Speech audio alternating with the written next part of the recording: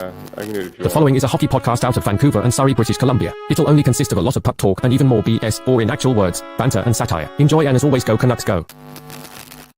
Trevor, do penguins quack? What sound do penguins make?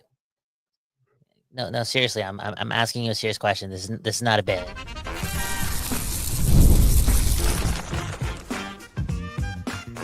You're Locked On Canucks, your daily podcast on the Vancouver Canucks, part of the Locked On Podcast Network, your team every day. Based on the way the Pittsburgh Penguins have played this year, I'm pretty sure a penguin goes, woof. Welcome to another episode of Locked On Canucks. My name is Trevor Beggs, co-host of Locked On Canucks and also a Canucks writer with a Daily Hive Vancouver. Before we dive into the episode, we got to thank you for tuning into Locked On Canucks because it is your Canucks every damn day. We're part of that Locked On Podcast Network. They're doing the most for sports fans across the world. And for our show, if you haven't done so already, make sure you go subscribe and like this video on YouTube and on the podcast side. Oh, baby, go follow us and leave a good old 5-star review because we're not here without you. And we're also not here without the sponsors. And today's episode is brought to you by FanDuel. You can start the season with a big return on FanDuel. New customers can place a $5 bet, and you'll get started with $150 in bonus bets if you win your first $5 bet. Visit FanDuel.com to get started.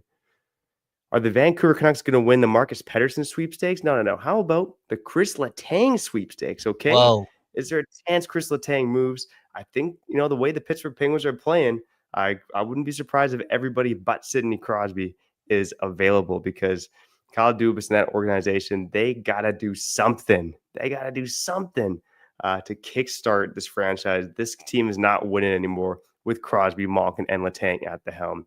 And of course, as you know, Patrick Allvin and Jim Rutherford have ties to the Pittsburgh Penguins that not a lot of other GMs have, okay? So let's get into it. Kris Letang, Marcus Pettersson.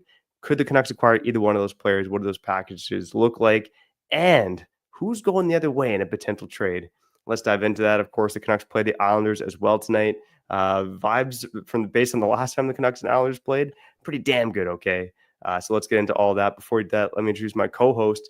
He got his Bo Horvat tattoo removed back in 2022. Kyle Bowen, how's it going, brother? Yep, I had a Bo Horvat tramp stamp, right? Because he's the captain. I'm loyal. It's not that deep. Anyways, Kyle Bowen, Trevor Beggs at the Burnaby Gardens, okay?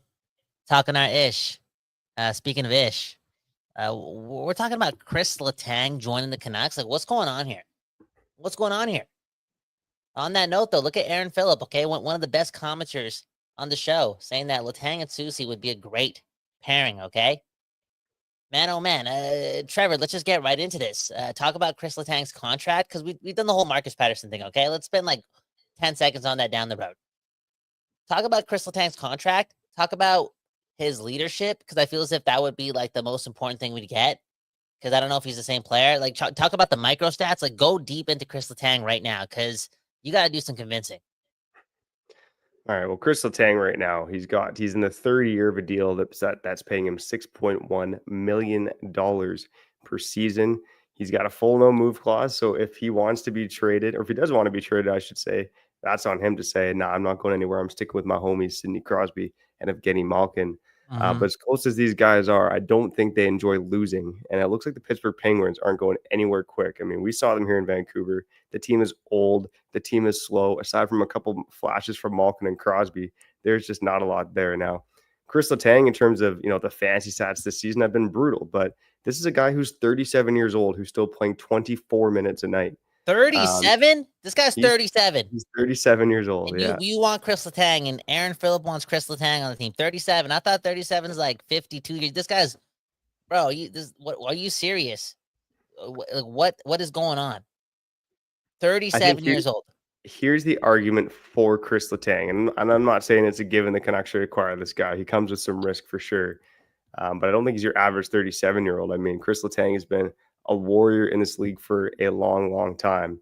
He's battled through injuries, battled through, was it blood clots even, or a cancer scare? He had something else funky that was affecting him as well. But, the guy's just been one of the absolute biggest warriors in the NHL for over a decade. And I think this is one of those players who again, at 37, still playing 24 minutes a night is ludicrous, and it's the reason why Pittsburgh isn't very good.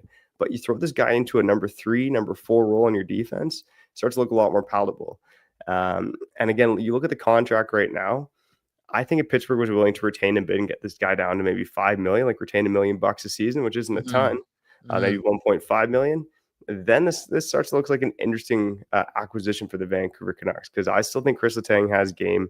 The defensive side of his play, is lacking. He's a bit of a high event player. Like even looking at the fantasy stats over the past, not just this season, but over going back to the beginning of last season as well. When Kris Letang's on the ice, a lot of things are happening. The Pittsburgh Penguins are generating a lot of offense, but they're also giving up a lot as well. So, I mean, again, I think Kris Letang playing with, a more dependable partner in a lesser role, there's some intrigue there for sure. Who's he playing with right now? Just a random question. Is it like somebody like a Pettersson? Like what's going on? And again, Trevor, this whole leadership aspect of it too. Like I wonder if he raises the ceiling of the seriousness in that dressing room, right? Championship pedigree, he knows what it takes, and maybe just maybe a Canadian like him wants to help, bring Canada a Stanley Cup, whatever that means. You never know. Now you talked about retention. I think we got to make note of this, because life is about loyalty. Okay, if you think about life the right way, Rutherford and Alvin made that organization lots of money. Okay, lots and lots and lots and lots of money. Okay, a lot of Stanley Cup merchandise being sold because of what Rutherford and Alvin did. So maybe, just maybe, if Rutherford makes that call and is like, "Yo, retain the most on this contract," you know what I'm saying? You got to do it. Because Rutherford scratched their back, and now they can scratch his, straight up. So I don't know. There's a possibility here.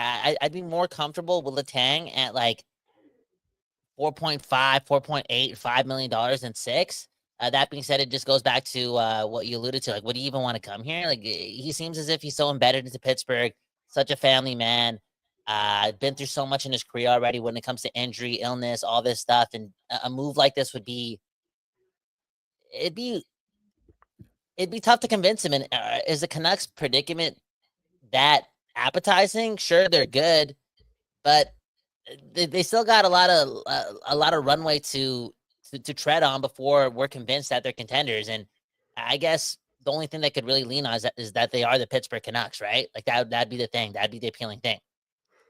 Yeah, obviously familiarity with this organization is a big benefit, or a big reason why we're tying the connections between these two teams. Aside from the fact that when you're in November, there aren't a lot of clear cut sellers. And the Pittsburgh Penguins, despite having Crosby, Malkin, and Letang, look like a clear cut seller to me. But Kris Letang too, I think one of the interesting things about his situation is obviously Erik Karlsson comes to the Pittsburgh Penguins, and it was like now you got two of the same player, right? Pittsburgh, and now Kris Letang, he's on the second unit power play for the most part. It's just like his role was kind of diminished, but even then he's still averaging, again, look at this season, over the past couple of games, he played 24-14 in the team's last game against the Detroit Red Wings. Every game up over 22 minutes. He's averaging 23-12 this season. And again, it's just a really tough position for the guy to be in, but you look at just looking at the blocks and hits too. I mean, like Kris Letang gets this reputation of just being like an offense first guy, a good skater. But this is a guy who chucks the body around. He still blocks a ton of shots. Like the guy knows how to play hockey. He knows how to play defense. And obviously there's risk. The guy's 37 years old, but I don't know. I think in a diminished role, if you get his cap it in here at like 4.5 million. Yeah. Like, that's what I'm talking about. Do the most, get the most retention on that. Rutherford, make that phone call, get the most out of Letang and be like, yo, retain the most. I made you guys hundreds and hundreds of millions of dollars. Just help me out here. Because then I'm interested in it. And you brought up the whole Karlsson thing. Like, are they the same defenseman? Like Brandstrom's more. I was about to say Brandstrom. Letang is more two-way, and I think I brought up Brandstrom's name too because I feel like Letang is like similar size, similar build, and I wouldn't say similar defenseman because obviously he's way better and way more prestiged. But he has that defensive side more locked down. I know he's at 37 and Pittsburgh sucks, and maybe the numbers aren't looking there. But Erik Karlsson is just, dude, this guy's just a striker playing defense. You know what I'm saying? All offense. Again, it comes down to not just fit, but the hope that he still has a lot of oomph in his game. 37 years old, man. Okay, look at Infamous saying 37 is the new 27. All in all, Trevor, like, what are your plans when you turn 37? Like, how are you gonna dial it back and stay young? Like, I know you do, and nobody knows this, but Trevor Beggs, he's in incredible shape. Okay, straight up, we went camping together. Our shirts were off. Okay, what? Okay, it was hot outside. Okay, okay. That's all I'm saying. This guy's in incredible shape. P90X every night. But let's get real, okay? You're turning 37 in what? 6 years, which is like 2 years from now. How are you gonna do it? How are you gonna stay in shape? Because it's gonna be very, very hard to convince Canucks fans that 37 is the new 27, and Kris Letang has a lot of game in him. Again, I think Kris Letang's a different beast, man. You seen the picture of this guy's abs? This guy looks like Chris pull it Higgins. up. Pull it up. I'm gonna find it right now. Okay, I'm gonna find it right now. You do the talking. You go find it while I get to Do I just Google Kris Letang's abs? Yeah, I think so, man. You look that up. We got to get to break here. On the other side, I want to touch a bit more on Marcus Pettersson, and let's make the final decision. Who does it make more sense for the Canucks to acquire, and what does that package look like? We'll give our thoughts about that on the other side, a bit of a deeper dive into Marcus Pettersson, and we'll be back here on Locked On Canucks. All right. You know, we got to get paid here. And if you want to get paid by betting on some sports, make sure that you go check out FanDuel, America's #1 sportsbook. Because right now, new customers can bet $5 and get $150 in bonus bets if you win. The FanDuel Sportsbook app gives you everything you need to place live bets on the NFL and NHL all in one place. So when you get a hunch in the middle of the game, you can check out the latest stats, view live play-by-play, and so much more on the same page where you place your bets. So visit FanDuel.com to join today.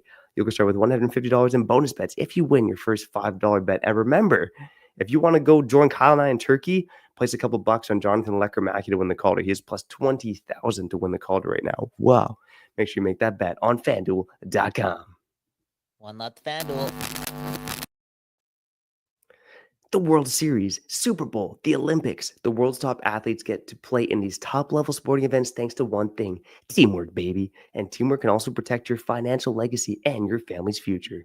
Select Quote's licensed insurance agents are the perfect teammate when shopping for customized, affordable life insurance. They can find you the right policy to keep your financial legacy safely in your family's end zone. Select Quote is one of the leading insurance brokers out there with nearly 40 years of experience, helping over 2 million customers find over $700 billion in coverage since 1985. Other life insurance brokers offer impersonal, one-size-fits-all policies that may cost you more and cover less, while Select Quote's insurance agents work for you to tailor a life insurance policy for your individual needs for as little as 15 minutes. If you are in good health, Select Quote works with carriers that get you the same-day coverage up to $5 million. No finger up the you-know-what. I mean, no medical exam required. So get the right life insurance for you for less at selectquote.com/lockedonnhl. Go to selectquote.com/lockedonnhl today to get started. That's selectquote.com/lockedonnhl.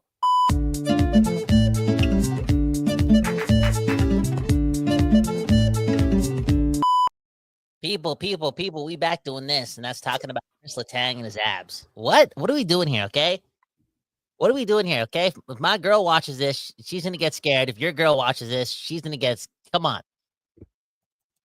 Next thing you know, bro, dude, we'll be climbing up a mountain together, okay? What's going on here? Anyways, Kris Letang, 37 years old, and I want him on my hockey team, okay? Straight up. I'm look at this again. Aaron Phillip. I don't know if this guy's going to be the next producer of Locked On Canucks. So he's saying that Letang had 5 shots on net and 5 block shots in their last game. Is this the game they lost 6-1 to Dallas? Okay. Hopefully it's not that game. Okay.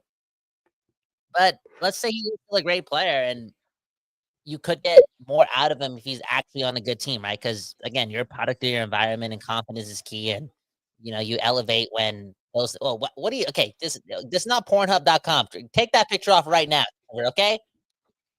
Unreal, dude. Where am I going with this? Okay, so you know how we talked about what would be appealing for Kris Letang to come here? The Canucks have been good for 14 months. Like, you're gonna pack up your bags and like move your family to Canada. You're just ingrained in Pittsburgh, right? This guy's a Pittsburgh Steeler too. It's gonna take a lot, okay? And we talked about the Pittsburgh angle, Rutherford Alvin, Tocchet. Maybe that's enough. Maybe the Quinn Hughes thing could be enough too.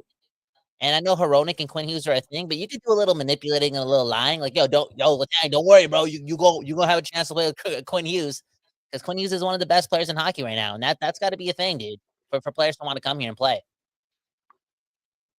Mm-hmm. Yeah, and I thought as we're talking about Kris Letang, it might be worthwhile mentioning some of the details that came out from Elliot Friedman's latest article on 32 Thoughts, where he mentioned a lot of Pittsburgh Penguins potentially being on the trade block. And of course, one of the guys mentioned was Kris Letang. But Friedman's reporting mentioned that Kris Letang, may not be an attractive commodity to teams because of his injury history and potential insurance issues due to the pre-existing conditions. And it was strokes that this guy suffered. It was two strokes in the past. And of course, in the no movement clause as well. So again, there's obviously some hurdles for Kris Letang to get here. And because of that, I think the way I look at it, you might be able to get this guy at a discount. Yeah, again, Rutherford, do your magic, do the whole not bribery, but just talk your ish, man. You made that team a lot of money, okay? You're good for the restaurant business there in Pittsburgh, and you deserve a little something, okay? So on that note, though, do want to apologize to Kris Letang. We were speculating injuries, illnesses, all that stuff. One love, stay healthy. We're just learning about you, learning more and more about you, okay? Because maybe one day you'll be a Vancouver Canuck. One love to you. How about Marcus Pettersson, though, okay? Can the Canucks get a third Pettersson? And before you go on a ramble, I think I want to put this one to a halt, even though I'm lacking research. That all being said, I heard one thing from a dude that I don't even trust a lot, and that's Frank Saravelli.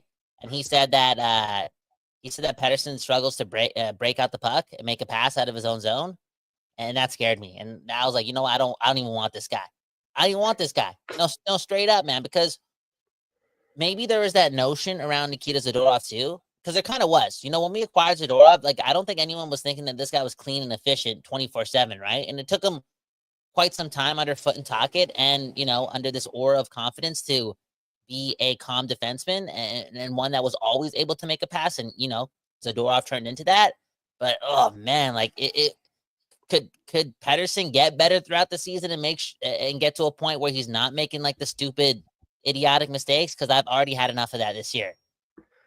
Yeah, so the interesting thing about Marcus Pettersson, I'm going to push back on that a little bit. I don't think he's that bad at breaking the puck. But look, there's a reason this guy has been playing, 20 plus minutes a night for the Pittsburgh Penguins for a couple of seasons now. And, he joins the team obviously after they go on their cup run, but, he's been a steady part of that blue line for quite some time.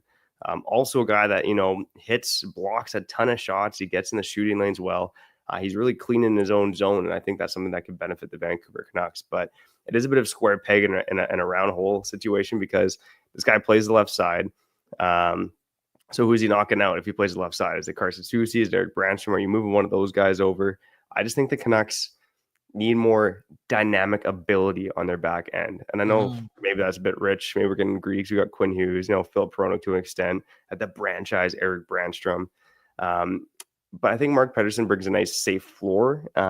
Moving the puck isn't a incredibly strong suit of his game, but this is a guy who, had 30 points last season, right? He's had over 23 assists in each of the past couple of seasons. He already has 7 assists in 18 games this season. But I think he's also suffered. The numbers right now for Pittsburgh and everyone are suffering, right? Because it's just a bad hockey team over there. Exactly. No matter who's on the ice right now in Pittsburgh, they're old, they're slow, they're allowing a ton of shots against. Their goaltending's not bailing them out. But I think, with Marcus Pettersson, the other attractive part is he's a UFA, right? 1 year left on his deal, paying him just a shade over $4 million. He's 28 years old. So this is the guy who you could probably acquire him at a somewhat low price point. This isn't a first round pick kind of guy. And if he is, that's a hard pass for me. You should be able to get him at a cheaper number. How about a third and a fifth? Isn't that what we gave up for Zadorov? Wasn't it something like that? Yeah. Could something like that be in play for again, paraphrasing on the whole struggling part of it? I haven't watched a lot of Marcus Pettersson, and I just think everyone sucked on Pittsburgh. I'm sorry. So it's kind of, I don't want to just hone in on him and say he's ish right away. Right. And I'm not taking Frank Saravelli's word completely too. Okay. Straight up. If Trevor's saying, you know what, Kyle, shut up, he's not that bad, I'm going to actually agree with Trevor. But him having only 1 year left and also him being left-handed, I don't know if the Canucks need to do the most, correct, to get him a third and a fifth. If they could package something like that together, then I would consider it. Yeah, and I think again, I think that's a realistic package for Marcus Pettersson, and it would be one of those situations too, like similar to Zadorov last year. I mean, Calgary was out of the race early. They traded Zadorov to get their picks and just kind of move forward. Potentially, weaken their team by trading a good guy early in the season. I could see something similar happen with the Pittsburgh Penguins here and Marcus Pettersson. Yeah, we'll see, man. We'll see again. Like things are gonna happen, and there was that comment from Bobby Bluger. Okay, way up there. Bob Bluger. If you don't know this, he's Teddy Bluger's seventh cousin. Right, strong lineage over there. But he was saying, he's excited to see what Rutherford and Alvin will do, considering that they like to do things that are somewhat out of the ordinary. Okay, now I know someone like Pettersson's been on the trade block for quite some time, theoretically speaking, and maybe he wouldn't be, that much of a surprise.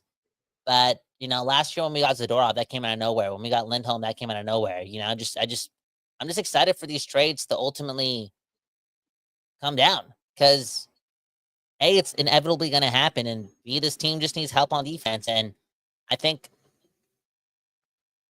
with the Canucks, I know Brock Besser's not playing, and he might not be here for a while. I think they're still really comfortable with their forward group, and I just want to see what this team would look like with four good defensemen playing every night, and seeing this new philosophy on offense, and seeing this forward group. I want to see that all come together way before the trade deadline, so that we know, this forward group has it, and these wingers mesh, and Pettersson does have line mates. You know what I'm saying? Like, I think we need a bit of a runway before we can even conclude on the fact that, again, our this is the great forward group. So the trade, man, that's got to happen ASAP for me, man. It's got to happen this month. Yeah, I like the heat you're putting on the Canucks there. And look, maybe we touched on Pettersson's quick for what a trade would look like. What about Letang? Let's say the Canucks do get like 1.5 million retained, and Letang comes in here at 4.6. What does the package look like to acquire Kris Letang at 37? Oh man, because we keep throwing out Höglander and a first is like the base for some top four defenseman trade. Now, to me, that package seems kind of rich for a guy like Letang, who's 37, who's had injury history. But there's also the fact that he's a legend in that market. So I don't think you're getting Letang without giving up a first. But Kris Letang's just a legend in general, isn't he? Isn't he like a two-time Stanley Cup champion? I know he might have missed one of the runs, which is crazy to think about. Remember when Kris Letang got hurt, like they won with like Brian Dumoulin being their number one defenseman and Trevor Daley being their number two, and like Justin Schultz being their number three, if I'm correct on that. Okay, and Ian Cole being like their number four. All in all, though, he's a legend. So you're right. Like, would a first and Höglander even be enough for Pittsburgh to consider, breaking the hearts of their fan base, maybe, or just even in general, like Letang and his family? I don't know. Letang also what? You remember the 2010 team too, if I'm correct, for the Olympics? I think I'm right on that. Like, this guy's got legacy to him, but I feel like that's the most I'd go, man, to be honest. Oh yeah, I feel like to me that's almost too much. Yeah. I wonder if it's something like you do a lesser draft pick in like DPD and Höglander, something like that. You get for two younger players, a little gem banging ass, accelerate the rebuild, and then maybe Pittsburgh becomes the new home of the Petterssons. Not Elias, but the other Elias. Oh, so you're thinking DPD, Niels Höglander, and a second round pick. That turns into a first. If the Canucks win the Stanley Cup. Win the Cup. There we go. Whatever, man. You gotta hire us, man. That's the move right there. Oh, they gotta hire us, and we gotta get a 6-pack, man. Honestly, Kris Letang's looking like that at 37, whatever. Like, I just need to work out in like 5 minutes, man. Kris Letang, bro. I want him. I want Kris Letang bad on this team. Let's go, buddy. And I want to watch. I want to talk about this Canucks Islanders game too. So we will do that on the other side after shouting out our friends over at PrizePicks. All right, you know the deal. If you're playing daily fantasy sports, you got to go check out PrizePicks, okay? They got over 10 million members and billions of dollars in awarded winnings.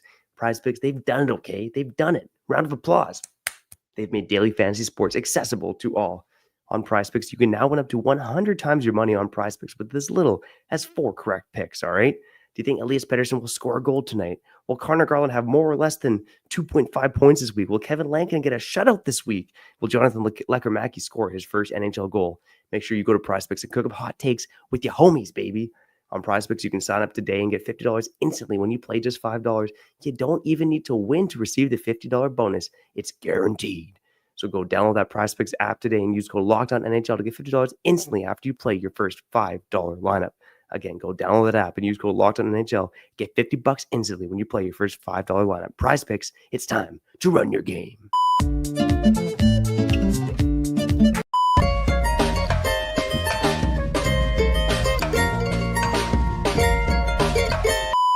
People, we back doing this, and that's talking about your Vancouver Canucks and Kris Letang and his fitness and Marcus Pettersson. Marcus Pettersson. That's how much I don't want Marcus Pettersson right now, okay? Just, I don't know, something about, I'm scared. I'm traumatized, man. The whole breakout pass type thing, and I know Trevor did some convincing, but I'd much rather have Kris Letang, okay? Real talk. Look at this comment right here.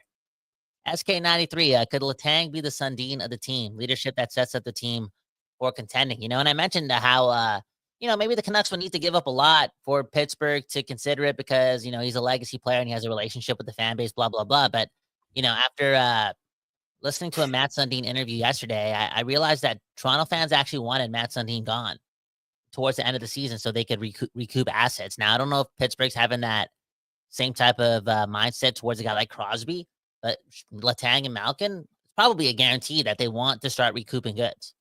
So the trade might be easier to make, and maybe it's not Niels Höglander. Maybe it's like DPD and like a second that turns into a first that just gets it done. Like a conditional second. Well, you never and know.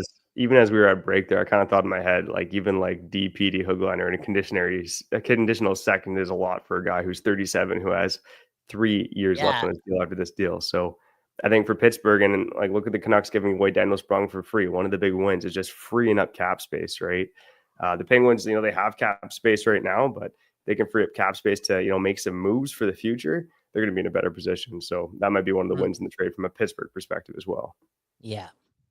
Look at us, man. Just assuming. I feel like every day this month we've talked about trading players and we're not even doing any game previews, okay? The only game preview we did this year was talking when the Oilers were coming to town and we were just pissed and petty and full of like angst, Anyways, the Canucks, the Islanders, Bo Horvat coming back to town for the second time. This apparently it doesn't really matter that much because here we are again trading for a 6-pack. But give me your notes, man. Like I saw that the Canucks called up Ratu and Lekermaki, because they're doing the whole accruing cap thing and blah blah blah. But it literally tells me that Dakota Joshua was playing tonight. Because if RC Baines didn't get called up, like Joshua's in tonight. That's exciting. 100%. And, one love to Dakota Joshua. It'll be great to see him back in the lineup. Ease him in a fourth line role, give him that 10-minute slot. And honestly, a fourth line with Joshua, Höglander, and Aatu Ratu is kind of appealing. Not going to lie. I know Ratu's been a bit quiet over the past few games, but, brings that safe, steady floor, doesn't make mistakes, tries to get in on the forecheck. But that's something I'm intrigued to see tonight. And from the New York Islanders perspective, I mean, again, it's just, it's not news to Canucks fans or any casual hockey fans, but this is one of those mid teams in the NHL. You look at their numbers this season, they're below average in terms of shooting percentage. They're above average in terms of goaltending. They're pretty much middle of the pack in terms of shots for, shots against, Corsi for, Corsi against. I mean, this is the definition of a mid team. And by the way, Noah Dobson off to a really rough start this season too. Last I checked, had 5 assists in 16 games, pretty terrible possession stats. Matt Barzal was injured. I'm not sure if he's going to be back tonight or not. I have to look into that. But I did see that Bo Horvat has been playing. He's out for 4 to 6 weeks. So Matt Barzal not playing tonight. Anthony Duclair also on long-term injured reserve as well. Bo Horvat has been playing with Anders Lee and Jean-Gabriel Pajot. I mean, look, this Islanders team, they got good goaltending. They can win hockey games, but they're not really an exciting team. And congrats to Bo Horvat, man. Going to be in a mid team for the rest of his career. I'll tell you that for free. Yeah, going back to the whole Horvat thing, like, did we even ever dive into the fact that like when that trade happened, I guess this is a guarantee, but it had to come with an 8-year deal, right? Like Horvat gets traded to the Islanders, and before the trade's like fully finalized, Lamoriello already knows Horvat's signing for 8 years. That's a guarantee. I wonder, like, I know they're dealing with the injuries and stuff like that, but why wasn't Horvat just a little bit more patient? Just find another caller, because he had such a career year that year. I know he was slowing down towards the trade deadline, but I'm pretty sure this guy was like on pace for like 45 goals. You know what I'm saying? And there he is saying, you know what? This trade's going to happen, and I'm signing my whole life away to Lamoriello and the Islanders. And it's like fascinating in all of this. Like, I wonder if he finishes his career in New York, because based on the trajectory, we could be looking at a career that stretches like 16 years long or longer, where like he makes the playoffs 2 times, 3 times, 4 times. Well, I guess he's already made the playoffs twice with the Islanders. That could be wrong, but Yeah. we could see a career where he like never gets out of the second round or the first round. This guy's a pretty good playoff player. Well, I mean, I guess he got out of the first round in the bubble with the Canucks, and he was so exceptional during that run. But yeah, just looking back, I wonder if there's going to be some regret from Bo Horvat, former captain of the Vancouver Canucks. So yeah, you mentioned all these injuries, blah blah blah. The Canucks should win tonight, and the biggest reason they should win tonight is not Dakota Joshua, but because Miller and Pettersson are driving 2 different lines, and this has been a rarity this season, and we just started seeing it a couple nights in Calgary, but I definitely want to hone in on that being the most important part about tonight's game. Real talk. I want to see if they can continue that, because so much of the Canucks outlook, from my perspective, changes when those 2 guys are going, because I'm pretty much guaranteeing that Quinn Hughes is going to be good for like 81 games a year, 80 games a year for the rest of his career. If he's doing that by being a Vancouver Canuck, and Miller and Pettersson are playing at their best, I look at the Canucks and I'm like, yo, this team's kind of unstoppable. It's hard. No, like straight up, we haven't seen it too much, but I want to see if they can continue what they did in Calgary. Those 2 specifically. Yeah, and against Calgary, it's one of the best games of the season, and Miller and Pettersson both stepped up in that game, and it's going to be a scary proposition for an Islanders team if Bo Horvat, if he's going, that's great. I mean, he's got 12 points in 16 games. Whoop-de-frickin-do, Bo. By the way, second on the team in points to Kyle Palmieri. Okay. With Miller and Pettersson, again, keep it going. You want to see what they can do. Again, the Canucks got good forward depth throughout their lines right now. But to me, a player to watch when the Islanders are in town are always Quinn Hughes. I mean, Quinn Hughes has 4 goals in 7 career games against the Islanders. That's the most goals he has against any team, aside from a couple. It's the St. Louis Blues, the Vegas Golden Knights, and the San Jose Sharks. But obviously all those teams, Western Conference teams, he's played them a lot more. He's only played 7 games against the Islanders, and he has 4 goals, and only had 2 overtime winners as well. So Quinn Hughes always a guy to watch when the New York Islanders are in town, and it'll be the old captain of the Canucks versus the new captain of the Canucks. To me, that's the big the matchup for tonight. Yeah, round 3 of that, and never forget, last year, a crowning moment in Quinn Hughes' career, when we look back at it, is going to be that game on Diwali night, again, 12 months ago, like 12 and a half months ago, whatever the date was. And it's Horvat versus Hughes. It's Horvat's return, and Horvat scores in that game, but Quinn Hughes gets the last laugh as he scores in overtime on a breakaway as a defenseman. And it's like, that's our captain. That's our captain. That's our captain. Anyways, Kyle Bound, Trevor Beggs, Locked On Canucks. That was a fun episode, man. That was a fun episode. Hopefully our girlfriends didn't watch that episode straight up, because, again, they're never going to let us go camping again after this one, because, yeah, a lot of Kris. Okay, you know what I'm saying? Okay, you know what, Trevor? All right, you're going to have to take that one down, okay? Whoa, all right. Crazy, because after this, I want Kris Letang so bad. On the Vancouver Canucks. On the Vancouver Canucks. That's what I meant. On the Vancouver Canucks, okay? Okay. All right. Okay. Well, we got to get the hell out of here, man. Yeah, hit the like button, subscribe to the channel.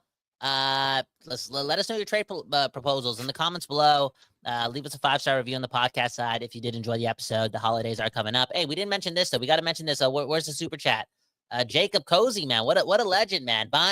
Sending us $7 and allowing Trevor to get his son more Hot Wheels for Christmas. Like, we're a family. One love to all of you, okay? Straight up. I really do appreciate that. I know Trevor does too. Beggsy, sign us out. One love to Jacob Cozy and one love to you and you for tuning into this episode of Locked On Canucks. Whether you're an everyday or an occasional listener, a first-time listener, a new subscriber, or you joined us here on the live show on YouTube, whenever you're listening, wherever you're listening, we appreciate the hell out of you for tuning in to Locked On Canucks. And Kris Letang, voulez-vous acheter avec moi ce soir? Oh, yeah, let's go, baby. Kris Letang to the Vancouver Canucks. What I do want to touch on later this week, and maybe going into next week, is the Canucks third line. Is it the best third line in the NHL? What other trade targets out there aside from the defenseman on the Pittsburgh Penguins? Kyle got you covered on the post-game show tonight. Kyle, I'm going out for a beer with the buddies. So unless I choose to stay home doing P90X, I might be abandoning you or doing the episode from my car, man. Who the hell knows? Who knows, man? Download the StreamYard app. We'll figure it out. There we go, man. There we go. But we know that we'll catch you on another episode of Locked On Canucks. But for now, we got to get out of here. I'm Trevor Beggs. That guy's Cal Bound. And you've been listening to Locked On Canucks. I'll tell you that for free. Peace, peace, peace.